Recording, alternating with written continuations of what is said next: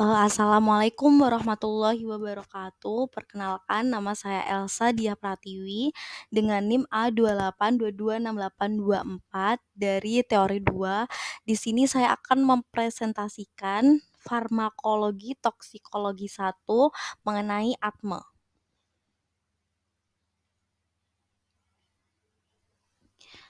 Atme menjelaskan di posisi dari senyawa farmasi dalam suatu organisme. Atme adalah absorpsi, distribusi, metabolisme, dan ekskresi. Dalam atme terdapat rute pemberian obat. Rute pemberian obat tersebut dapat diberikan melalui mulut, melalui sublingual atau bukal, melalui rektal, melalui parental, melalui endotel paru-paru, melalui kulit, melalui urogenital, dan melalui vaginal.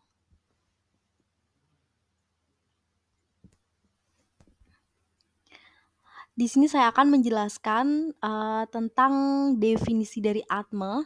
Yang pertama ada absorpsi. Absorpsi adalah transfer suatu obat dari tempat pemberian ke dalam aliran darah. Kecepatan dan efisiensi absorpsi tergantung pada cara pemberian untuk intravena. Absorpsi sempurna yaitu dosis total obat seluruhnya mencapai sirkulasi sistemik.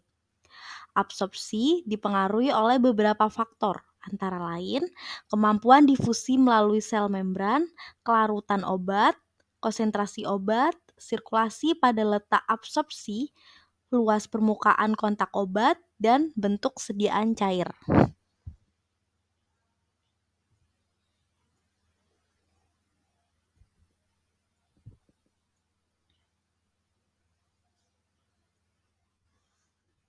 Yang kedua ada distribusi. Setelah obat diserap, tahap berikutnya adalah distribusi. Pada umumnya, aliran darah akan membawa obat-obat ke seluruh tubuh. Selama langkah ini, efek samping dapat terjadi ketika obat memiliki efek dalam organ selain organ target. Untuk pereda nyeri, organ sasaran mungkin otot sakit di kaki, iritasi lambung bisa menjadi efek samping. Banyak sekali faktor yang mempengaruhi distribusi, seperti kehadiran molekul protein dan lemak dalam darah yang dapat menempatkan molekul obat terikat untuk membawa ke tempat yang dituju.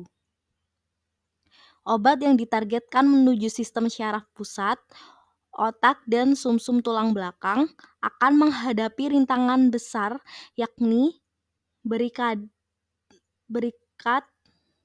barikade yang hampir tak tertembus disebut penghalang darah otak, blood-brain barrier.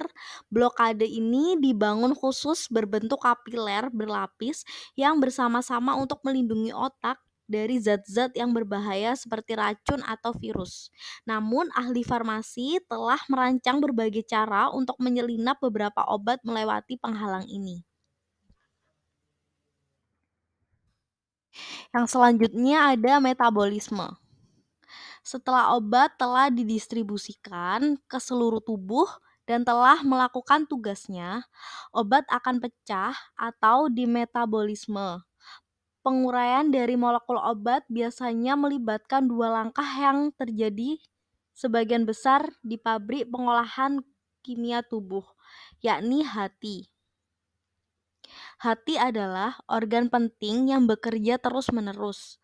Semua yang memasuki aliran darah, baik itu melalui jalur oral, injeksi, inhalasi, kulit, atau yang diproduksi oleh tubuh secara alami akan dimetabolisme di hati.